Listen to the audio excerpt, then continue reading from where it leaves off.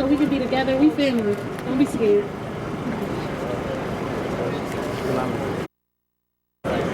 Peace, everybody. Can I have your attention? If we could just like move up closer so we can be together. We family. Don't be scared. My name is Kashara White, and I'm a Temple student. I'm a student here at Temple University, and I just want to say that we're here on the behalf of Black people today. We're here on the behalf of academic freedom, and we're here on the behalf of the coalition to reinstate Dr. Anthony Monteiro. And so students are organizing all over this city and all over this campus in order for us to have academic freedom, specifically in the fields of African American studies, women's studies, and Latino studies. And we need our studies about our people. We need to study our people. We need it in order to survive, and we need it in order to make a better life for ourselves. So today I just want you guys to just listen and learn from these beautiful, amazing people who are going to speak before you today. And just know that all of this is love. But when we are attacked, we fight back. That's right. That's what we do. This is North Philly. I don't know if y'all remember that, but this is North Philly. This is not Templetown. This is North Philadelphia. Yeah, West Philly's here, bro. We in North Philly. We in North Philly today. I know that's right. Don't get nothing started, man. We love y'all, but that's where we are. And when we in West Philly, we're not in UPenn's town. We in West Philly.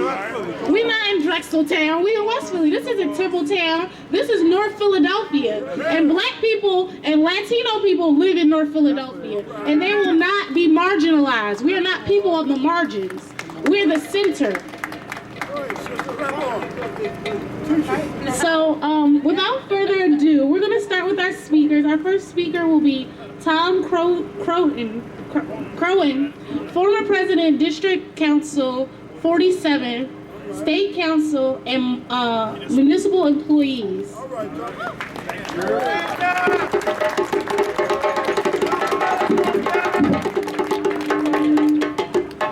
Good afternoon, brothers and sisters.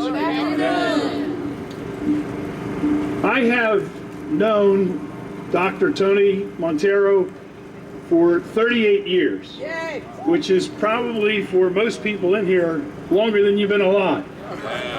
But in those 38 years, so I'll call him Tony if you don't mind. Those 38 years that I've known Tony, he has been an outstanding example of practicing in the trade union movement what you call the first principle, and that's of solidarity. An injury to one is an injury to all. So brothers and sisters, I don't care whether it's been civil rights activities, anti-war activities, peace activities, union, struggle for peace and justice in North Philadelphia, and in fact all over the world, Tony Monteiro's been there. He deserves your support, and I can't understand for the life of me where it says reinstate Tony Monteiro. What is the reason that they are trying to get rid of him? It seems to me like it's a big mystery, but you know it's not. So I want you all to keep fighting, to use that principle of solidarity that the trade union movement believes in and that Tony believes in, and keep up the struggle. Thank you very much.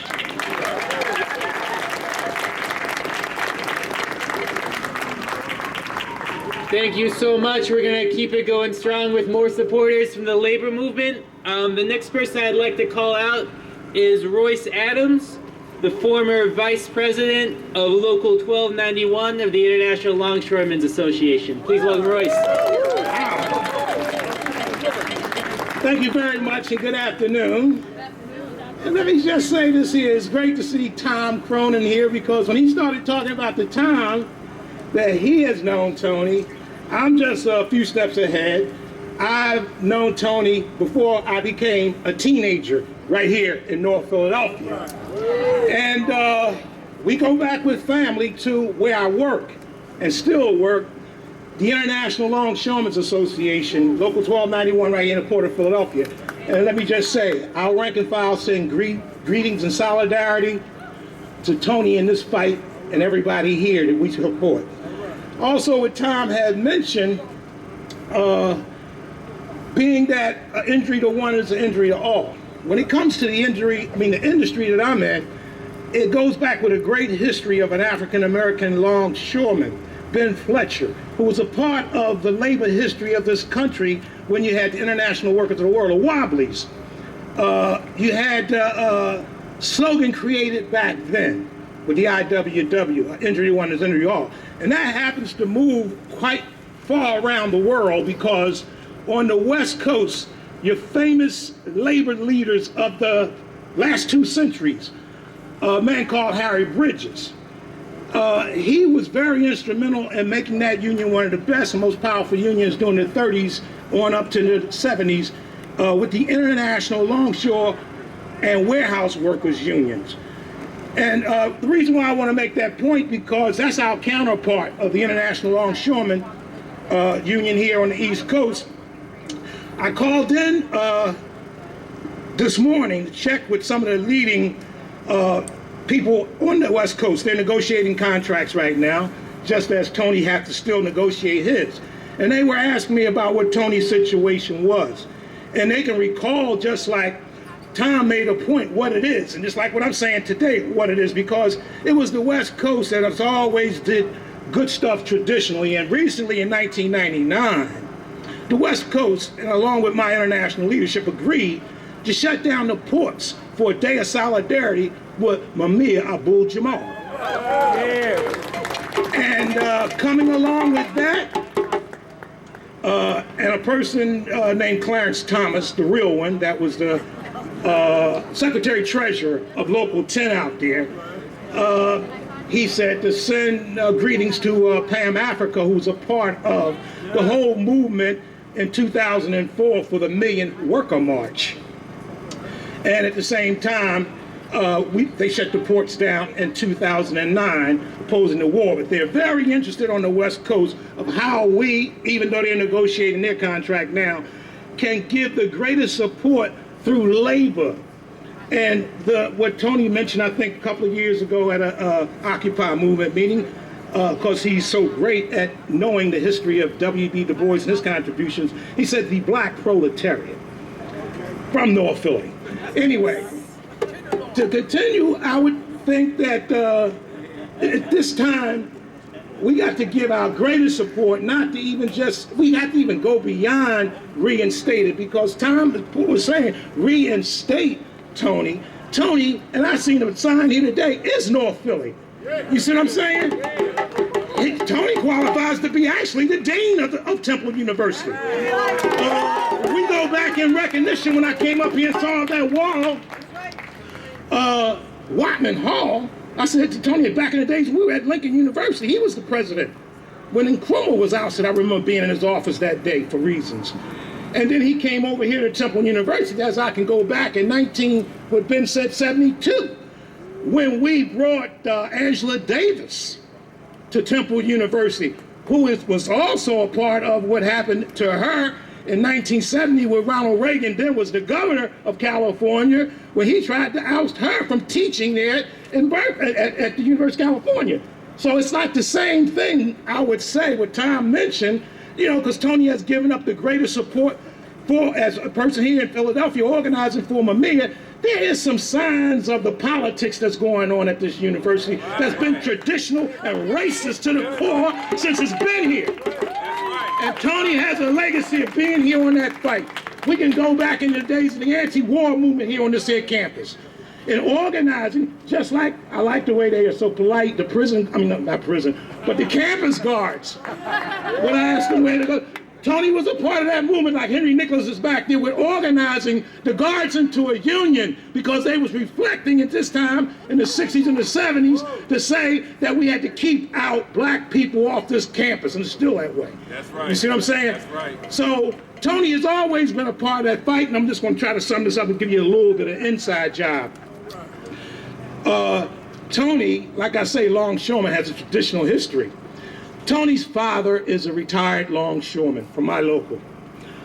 Tony also worked on the waterfront in 1974 because we did work with an organization that was developed called the National Anti-Imperialist Movement in solidarity with African liberation. And in that, we were collecting signatures, petitions, just like William L. Patterson did when he charged genocide to the UN back in the 50s. We were doing that for South Africa and demanding Nelson Mandela's freedom back in the 70s. He was a longshoreman, then we knocked off ships, okay?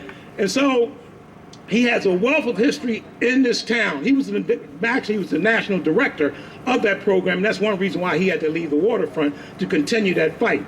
But I have to say today, and I'm very encouraged with labor leaders here in the community that with what is taking place with labor today, and particularly with our industry, which is strategic, whatever is going to be taking place between now and May Day, the Workers' Day, we're going to set a goal.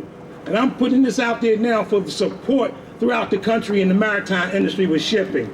We're going to do something about making sure and guaranteeing that Tony gets his job back. Right. Next move will be for the deanship of this here university. Okay, thank you.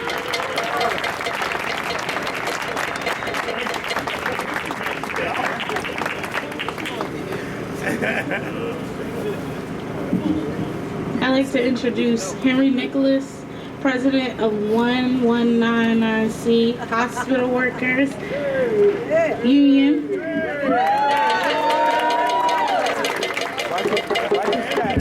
Thank you so very much. When this group met in my office a month ago, I said that power is never on the outside, that power is on the inside, and that we will not be heard unless we are on the inside. And I'm troubled because I've been around here long. I was here when we were fighting to get black studies in this institution. And I'm the largest union in the Temple complex.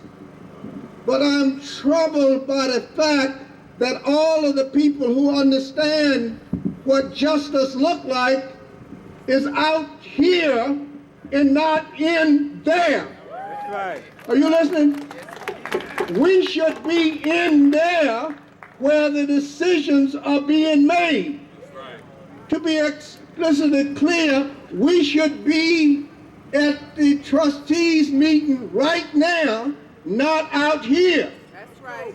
And if we want the justice that we're entitled to, then we will stop being, oh, they think you're doing a good thing for being out here because they don't have to listen to you.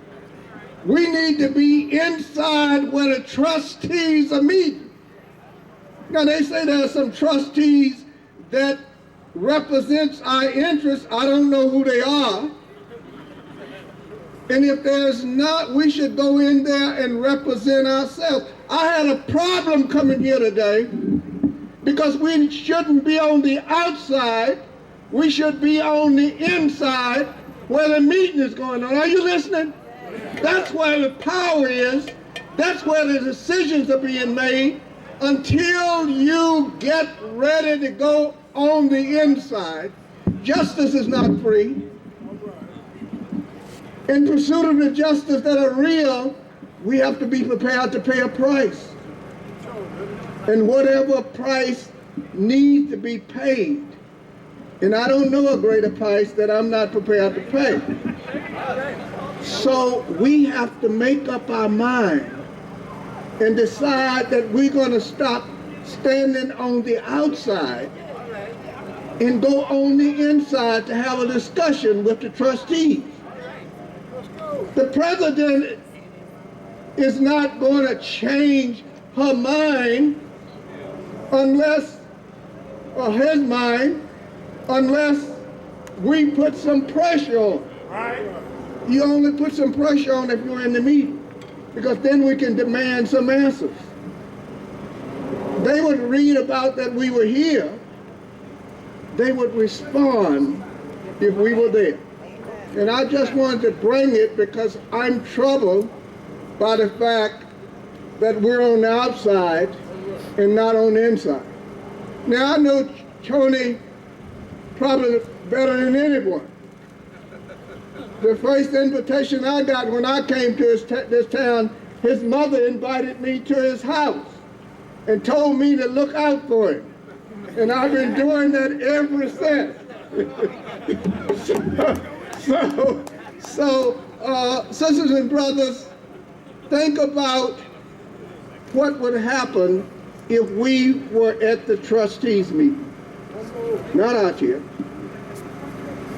If we were at the trustees meeting, they would have to say something, or they would have to do something. Hell, we can stay out here all night, they ain't gonna do a damn thing. But if we were in the trustees meeting, they would have to do something today.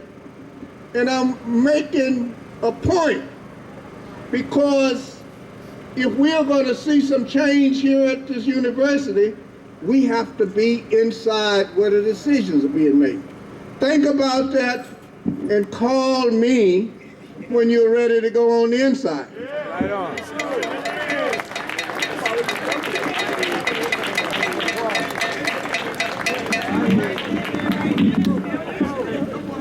Thank you so much. We're going to keep this rally moving along with Miss Sakari Rhodes, but first I just want to read a statement that's been circulating. You know, we've been overwhelmed by all the support that we've been getting from all these different sectors, from the community, from labor, from the faith community. And this statement, you know, the organization that's been circulating it wasn't able to be here today, but they wanted to express their solidarity. This is a statement signed by very prominent public activists, Selma James, Margaret Prescott, Grace Lee Boggs. So I'm just going to read it really quickly.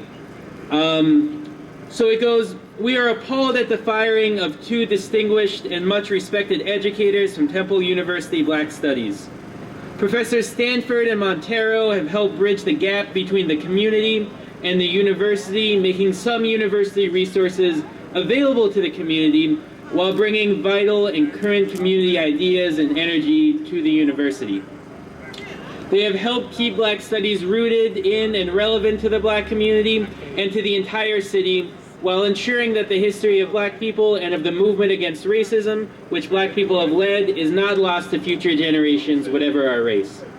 For those of us working against the poverty and increasing incarceration of women and children, in particular of women and children of color, who are the poorest of the poor in the city and that has the highest rate of extreme poverty for any city of its size in the nation, this loss moves Temple even more in the direction of the ivory tower, at best arrogantly abandoning the community it should be serving, and at worst catering to the most narrow-minded and prejudiced forces in the city. We call for the reinstatement of Professor Stanford and Monteiro now."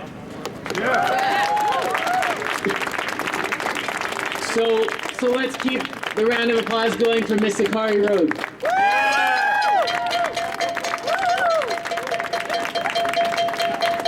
Peace and blessings. I agree with Brother Henry. See, I don't believe in no bullshit. Now, we stand out here in the cold. I'm a senior citizen. We need to be in that damn building. You got a president that's been here maybe almost 2 years. On the first floor, for you people that don't know, young people that know, the Bloxon collection sits there on that first floor. Let me show you about the contempt that these white folks have for Black people. That collection is sitting there, and Theobald, who is the president of this university, goes past it every goddamn day to get upstairs, and he's yet to put his foot in there. So, standing out here, we need to be in that building, because we pay for it. This building is the people's building. It's sitting in North Central Philadelphia, what was done to Dr. Monteiro, and I want to speak to all you other Black professors on this campus. They're going to get you too.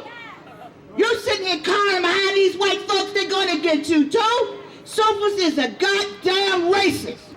She's a racist heifer. And she, along with her friend, Dr. Asante, who needs to atone for what he's done. If any of you students or you people know anything about the Temple News, Dean Super stated that Dr. Asante came to her and asked for her to fire Dr. Monteiro. I'm saying this for some of you, and if you're romancing about Dr. Asante, what Dr. Asante did He didn't do it by himself. If it wasn't for the black community, this department wouldn't be here. We can't let Asante and nobody else, I don't give a damn if they're black, purple, or blue, come and bullshit black people and poor people in this community. Now, if he's working with her, he has to come and atone. Because Dr. Monteiro came to me and the community almost in tears, begging and pleading, asking for us to come up and stand up for Asante. Did he turn around and take a knife and stab him in his neck? And he's working in concert with Dean Sufus, who said there is no black community. But these people in this building, I'm telling you, we need to be in that building. If they don't let us in, we need to stay there. See, all this is fine. Don't get nothing in this world that should raise hell. They sitting in there in a warm spot while we outside. They know what they done is wrong. Asante know what he did is wrong. And Asante think that he gonna stay here because we demanding that Super's ass be put out of here. And what she gonna do? She gonna say he ain't got no gang no more. So you think she gonna leave him here? I could care less. I'm only interested in young African American children, Caucasian children who are going for it. It's about the youth. You take a little money, more than I can afford out of my husband and I for taxes. We paying for white folks to spit in our face, call us niggas, use multiculturalism. They ain't even calling you a nigger. Have people like Asante sit behind and plot on black people. And we use the word African centricity. What the fuck is that? Does it mean one thing for black people over here and one thing for black people over in the continent? You got a public housing back here, been back here forever. That program has been here over 25 years. How many of those African American women and children had the cure for cancer, for the man-made AIDS? All these other calamities could be in Norris homes if somebody had gone and promoted them young people back there. Asante didn't do it. Supers didn't do it. The president of the school's not doing it. You gotta stop romanticizing about treachery. We hear the word terror. This is terror against black folks. This man has been an honorable black man in this community. When you call him, he don't say no. I tell him, I say, stop following and helping Pam, stop helping Sakari. He said no. He goes all the time. Because you know why, young people and black folks? I heard Paul Robeson say one time, never forget the soil from which you sprung. Right. You understand me? Right. Never forget the soil from which you sprung. He has never forgotten. That's right. None of us should forget it. Look how we got here.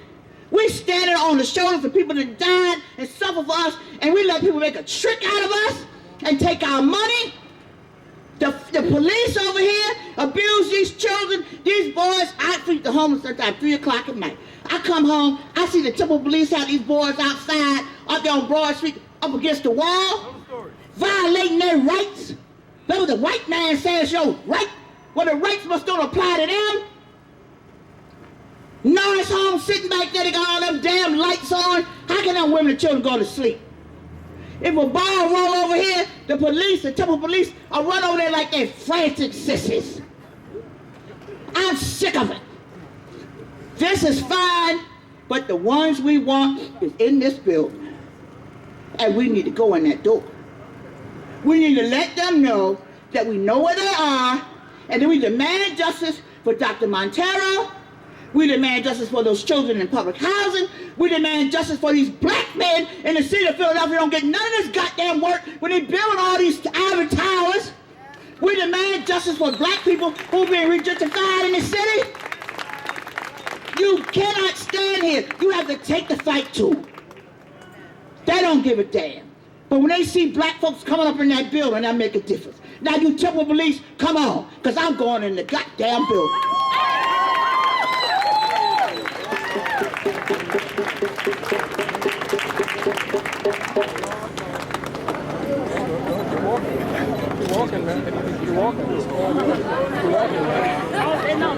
No, she going in the building. You didn't get that?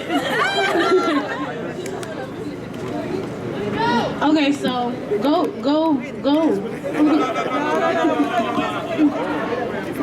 Okay, so we want to have some students come and speak on behalf of the student coalition that's building here at Temple University. I just want to point out that one of our other sisters in the crowd, Kathleen, she tried to go in a little bit earlier, and they told her that the building is usually public, but there's a private meeting going on, and it's not open to the public until after 3:30.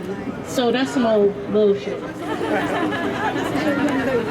I just wanted to point y'all attention as well to the police presence around you right now.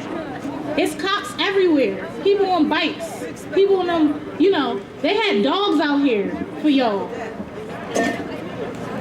And so the question is, what are they waiting for? What are they waiting for you to do that they need a dog on site? But this is Temple Police, and this isn't fascism. This is just protecting students, right? But we are the students.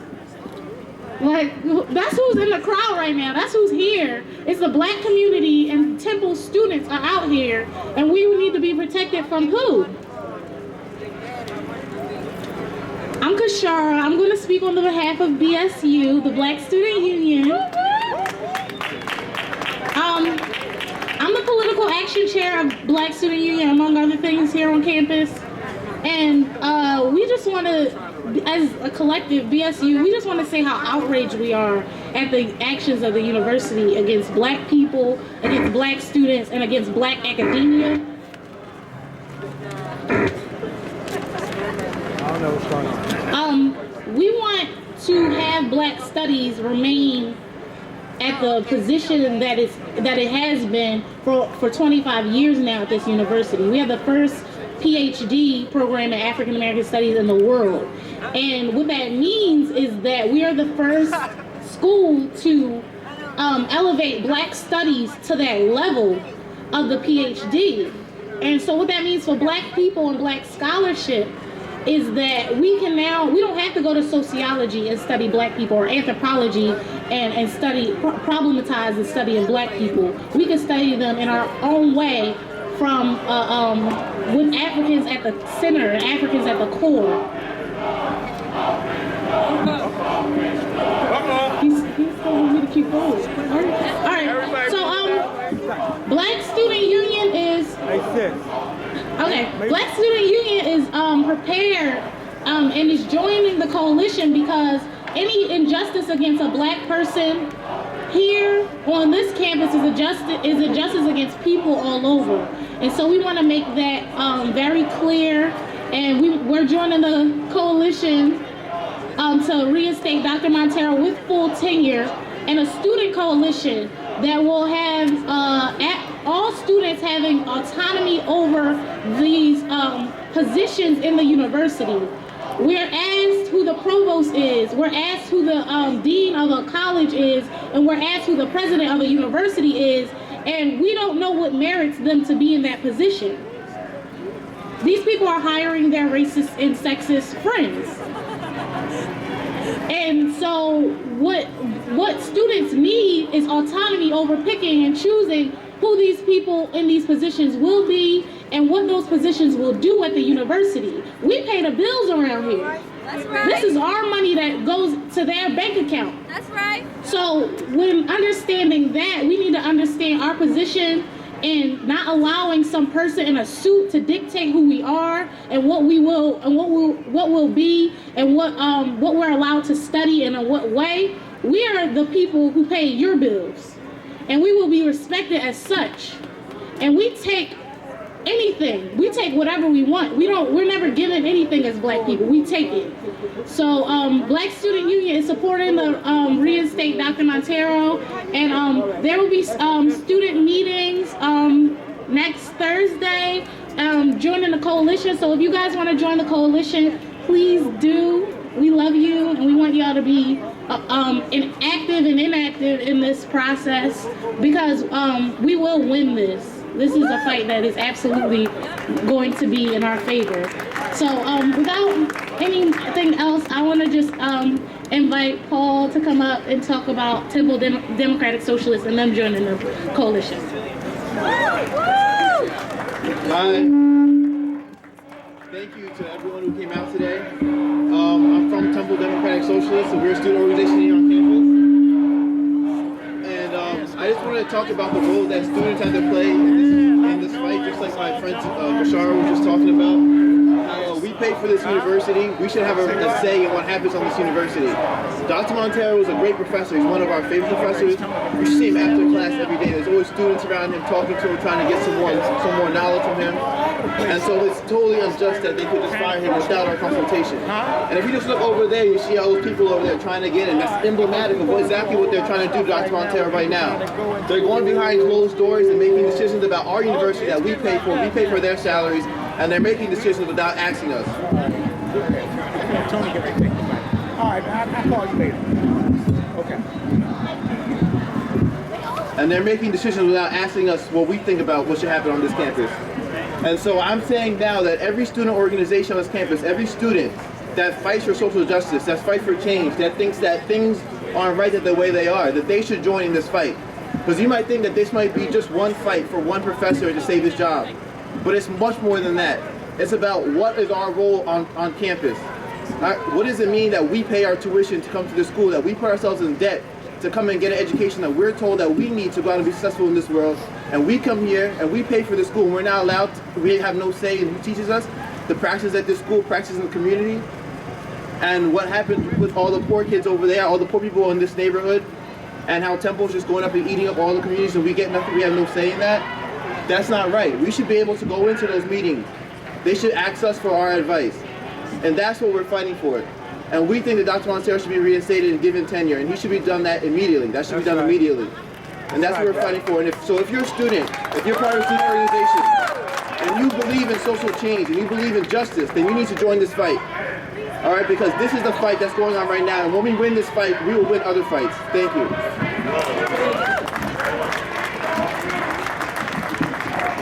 I just want to call up Sabrina to Open the door.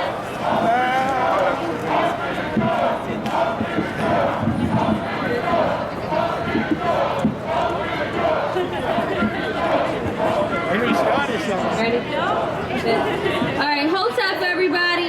I'm gonna be brief because I don't know if I can compete with what's going on down here.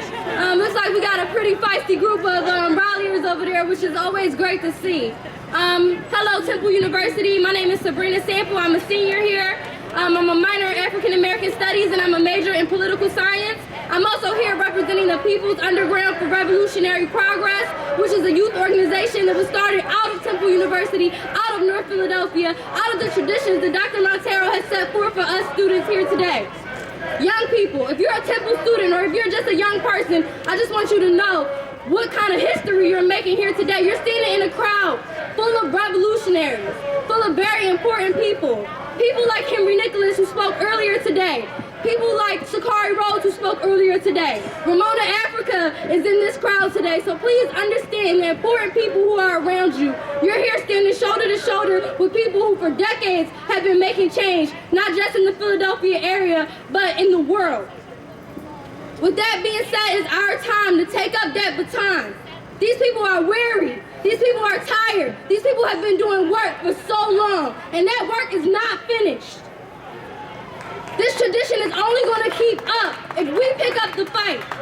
If you've ever had the privilege to take a class with Dr. Monteiro, then you understand how important he is and how central he is to this university. Students love Dr. Monteiro. Students flock to his courses. Within African American Studies, he's one of the most known professors, but I'm sure he's more than qualified to teach classes in philosophy, political science. I never read Marx until I took a class with Dr. Monteiro. So with that being said, I just want you to know, if you haven't been able to take a class, you're being robbed. If you're not angry, there's something wrong.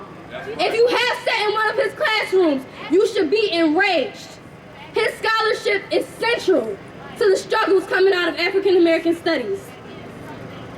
He makes revolutionaries, he makes activists, he makes politicians, he makes philosophers. That is his post. He's from North Philadelphia, never moved away, and is committed to our struggles in solidarity. if you are in women's studies, if you are in LGBT studies, if you study anything in the human condition in the College of Liberal Arts, let's stop letting them water down our curriculums. If you were in Fox School of Business and you graduated, you would immediately have a job or an internship at a firm doing some kind of business. But us students who study the human condition, what is there for us? Who is there to challenge us and make us the best that we can be when we go out in these fields and we want to better the world and better society for human beings? We are committed to studying solidarity and alleviating poverty, alleviating sexism, racism, and how can we do that without appointing our own professors that we know will give us the quality education that we need to go out into these fields? We're not here wasting our time. We're not here trying to get covered. We're here trying to learn, trying to get this knowledge the best way. So we need Dr. Monteiro to be reinstated with tenure. We need Dr. Stanford to also be reinstated. And we need to get rid of this dean who doesn't give a fuck about our plans.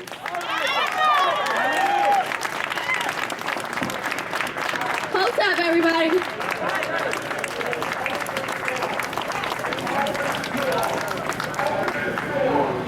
Guys, I'm gonna call Rose from Students of Justice in Palestine. Hi, thank you, Kishara. Yeah, my name is Rose. I'm from Students of Justice in Palestine, and we're here in solidarity with the reinstatement of Dr. Monteiro. He has always been in solidarity with us, and and the Palestinian struggle and the black struggle go hand in hand. The struggle go hand in hand everywhere.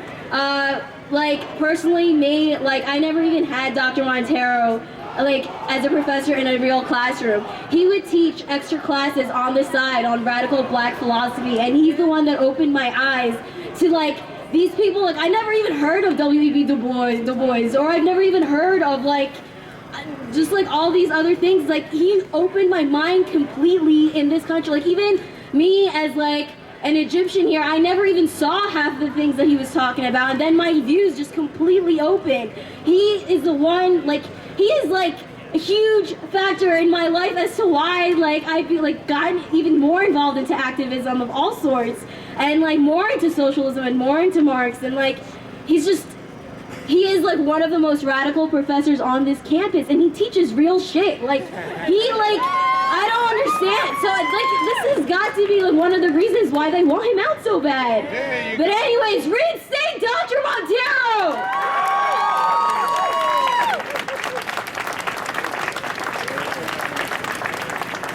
All right, thank you so much. It just occurred to me we haven't been doing any chanting over here, so let's do that before our next one. So how about Monteiro in, Sufis out? Monteiro in, Sufis out. Monteiro in, Sufis out. Monteiro in, Sufis out. Monteiro in, Sufis out. All right. Let's keep this going with Wesley Bay from the Moorish Unification Council. Please give him a round of applause. Assalamu alaikum. Alaikum salam. It's good to see all y'all out here. I just want to say that it's people that Tony Monteiro is not a dime a dozen. They only come once in a lifetime. Let's give it up for Tony.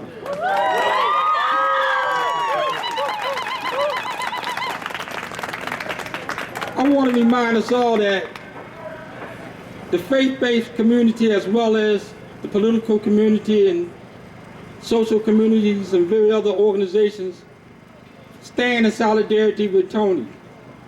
And the reason why we stand in solidarity with Tony is because we're in a war. That's right. And we can't forget that. And this war is not about Europeans against Asiatics. It's not about one status. It's not about where you live at and opposed to where you don't live. It's about right over wrong. That's right.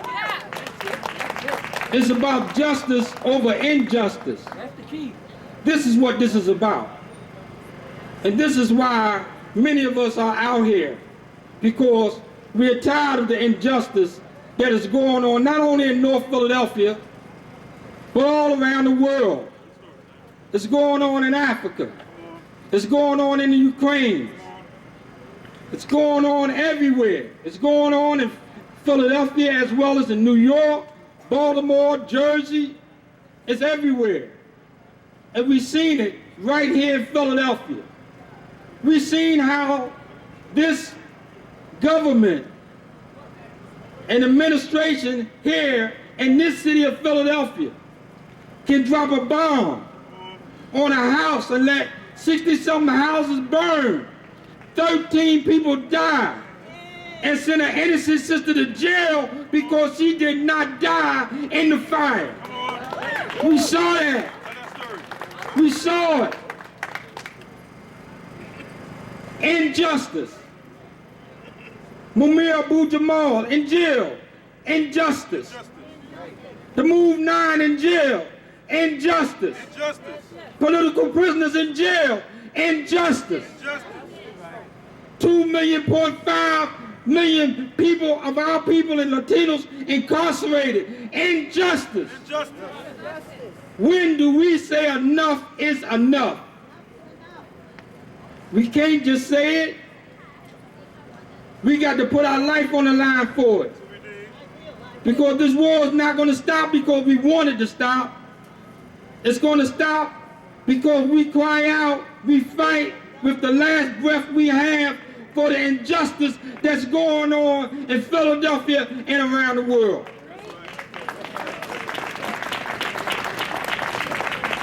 Them doing what they doing to Tony is a bigger plan than we even can't imagine.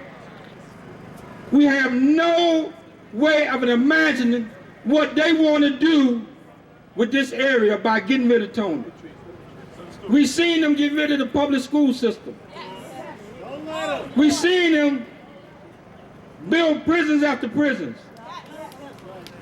Where's our children going to go? Now they're taking the only thing that we have left is dedicated teachers. They want to get rid of them and replace it with teachers who don't have their best interests at heart. So what do? We got to stand up. We got to stand up. And we got to stand up for injustice that's not only going on in here, not only with Tony, not only with Dr. Stanford, but this is happening throughout the United States. That's right. And it's a well-made plan. It is not by an accident. It's not by accident. So I say to each and every one of us, we got to stand in solidarity. We got to be for real in our thinking. We got to be for real in our actions. We got to be for real in what we're doing because your life depends upon it, and the life of the young and the unborn depends on the moves that we make right now. Right now. We cannot forget what we have witnessed. We cannot put our head in the sand and say that the bombing on Osage Avenue did not happen. We cannot put our heads in the sand and say that the Move family got 99 years for something that they did not do. We cannot put our heads in the sand and say them firing Tony is just a top of the iceberg. We cannot, because it's real. We witnessed it. We saw it. And we're tired of it. We're tired of it. We're tired of it. So I say to each and every one of you, may Allah continue to bless you. And may Allah bless us and give us the courage to stand up for that which is right and to shun that which is wrong. May Allah bless us all.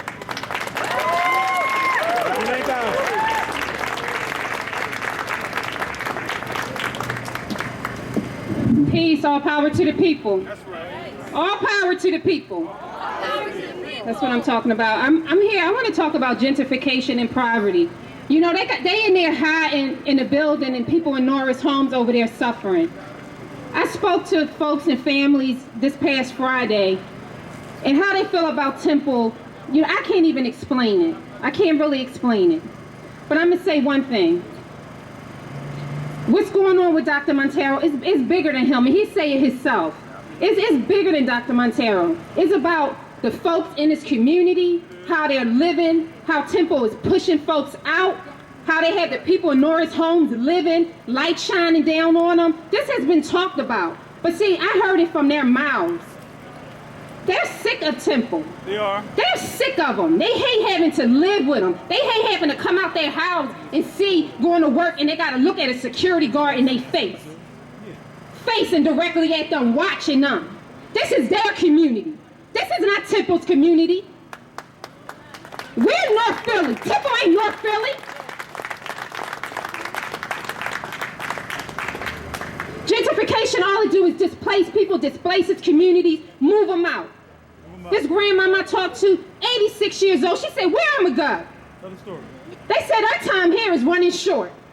It's running short. Time is against them. She said, where am I going to go? She's living in a one-bedroom with three grandchildren she's trying to raise. Temple ain't making it easy for them. How many people over in Norris Homes got jobs here with livable wages and unions? Can the kids over there use the facilities here? Can they use the gym? No, they're not welcome. Temple doesn't welcome the community. What, they let you use the track? What, I mean, come on, they let you use the track. What else do they let the community use? This is out of control. It's outrageous. And we're not taking it anymore. Not only are we demanding a reinstatement of Dr. Monteiro, we're asking for just for the community. That's right. That's right. I'm standing here today for the community and Dr. Monteiro. That's right. I woke up this morning feeling so good because I know we're going to win this. I know we're going to win this. It's going to be more agitation, and more agitation. I don't know if y'all familiar with the situation in Michigan. If anybody's familiar with the situation in Michigan and with the student wage and the struggle that they waged, well, if y'all don't know, I'm going to tell you, because I learned a valuable lesson from the folks out in Michigan. They waged a struggle for weeks and they was ignored. It wasn't until they said, you know what? If we got to oppose violence, that's what we have to do. If it gets to that, that's what we have to do. If it takes that, because we're not going to let, time is against us. We can't let May come next year, next fall semester. It's done. It's a done deal. Dr. Monteiro is not going to be reinstated. He needs to be reinstated before this semester is over. Right. He needs to be reinstated. We ain't going through the summer. We ain't fighting on the summer. I know I ain't fighting this summer. He's going to be reinstated before this semester is over. The demands that the students have is going to be addressed before this semester is over. All power to the people. All power to the people.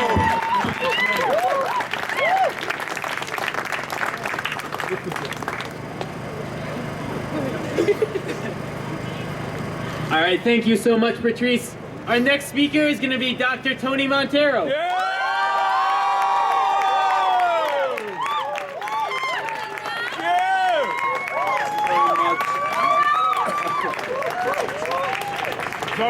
Yeah, I thank all of y'all for coming out here, and I thank the people who are in the building. This is the type of action that we need if justice is to come. And justice always comes from the people. Always does. But I just want to make it clear that we're here today not because we want to disparage Temple or its Board of Trustees or its administration. We want to make Temple better. In recent decades, Temple has become a powerful institution with large and valuable real estate holdings as they gentrify North Central Philadelphia. Temple now has a global reach, extending into Asia and Europe. It has an impressive faculty, a medical school, a business school, and a list of graduates with accomplishments in many fields. It sees itself as a 21st century global university and a global force. Pride, rather than the spirit of service to humanity, is the culture which guides most of the top administration of this university. That's right. They see themselves as part of the global 1%.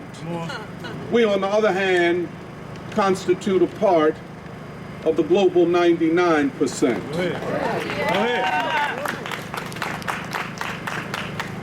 Indeed, Temple is a powerful institution, but Temple is not a great institution. A Temple cannot be great unless Temple commits itself to serve. Martin Luther King was absolutely right. We can all be great because we can all serve. At the center of what we're here for today is my reinstatement, and to protest an unjust firing, and I like to underline unjust firing, without cause or explanation. But that's only part of it. We're here because justice demands that we be here. And we'll have to return here until justice is done. Temple has existed in North Philadelphia for over 100 years now. It is a neighbor to Black Philadelphia. Russell Conwell, the founder of Temple, founded this university upon the principle of serving the poor and working class. That's right. That's right. However, his vision was incomplete because he did not see the Black poor and the Black working class. My family grew up here in North Philadelphia. I still live in North Philadelphia. Right. We have always been neighbors to Temple University. And while few of us were admitted into Temple University, most of us went, if we went to college, we went to historically Black colleges and universities, and proudly so. But in spite of the fact that few of us could come to Temple, we did not see Temple as an enemy of the Black community. We saw Temple as a university with potential to do the right thing. And we saw most of the students at Temple as nearer to our socio-economic backgrounds than, for example, the University of Pennsylvania, which was in some far-off land in West Philadelphia. Boys will tell me the truth. Temple has never been University of Pennsylvania, and it is a travesty for it to now attempt to be that, and to become that, changing its character. And I want to come back to that in a minute.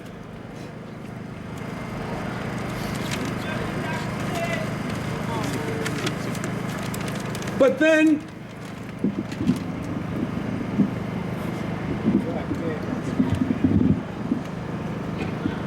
in the late 1960s, Temple hired a president, Marvin Wachman,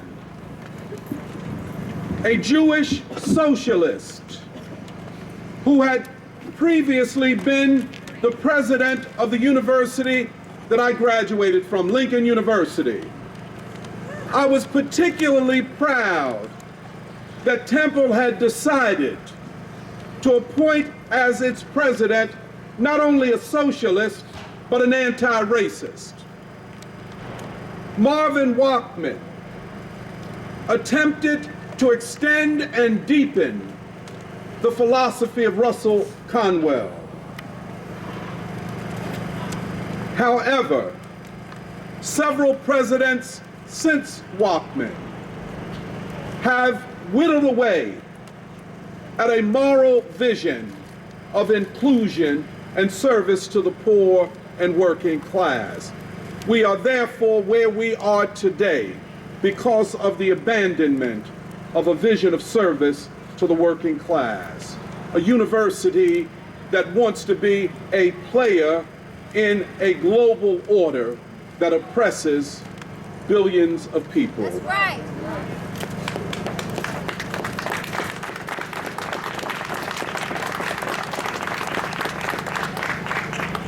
Along with the demand for my reinstatement with tenure, is the demand that Dean Sufis, hold it, could the people let us continue this, hold it. Along with the demand for my reinstatement with tenure is the demand that Dean Sufis be removed from her position.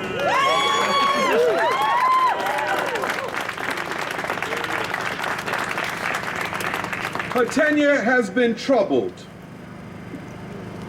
It has been based upon a demonstrable misperception, a demonstrable lack of knowledge, and a flawed racial philosophy.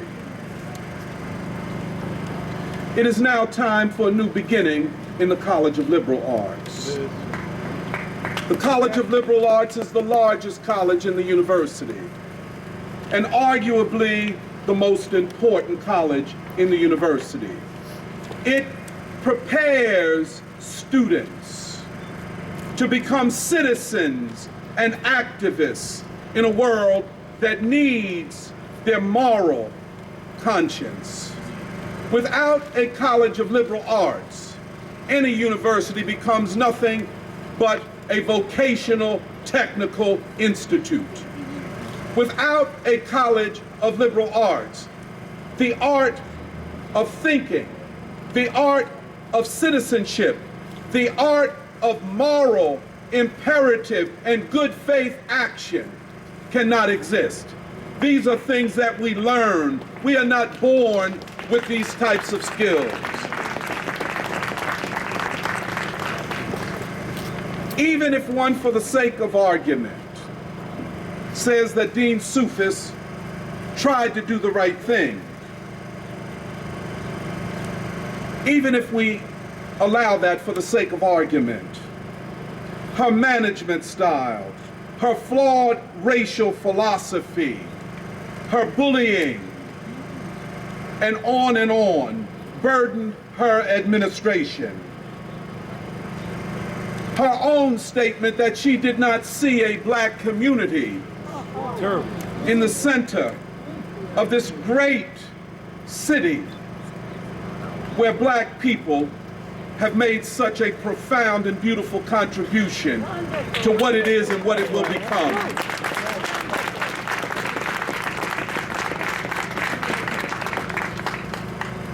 This all manifested, again, a flawed racial philosophy. A philosophy about race that suggested that black people had made it, and that the poor were poor because there was something wrong with them. That the people in NAR's homes, and all of the neighbors who are around this university, Temple strides the two poorest zip codes in the city of Philadelphia. Yes. And a poor zip code in the city of Philadelphia means that you have extreme poor people and extreme poor children. And as they build tall buildings, they look down upon poverty and don't see it because they don't see a black community.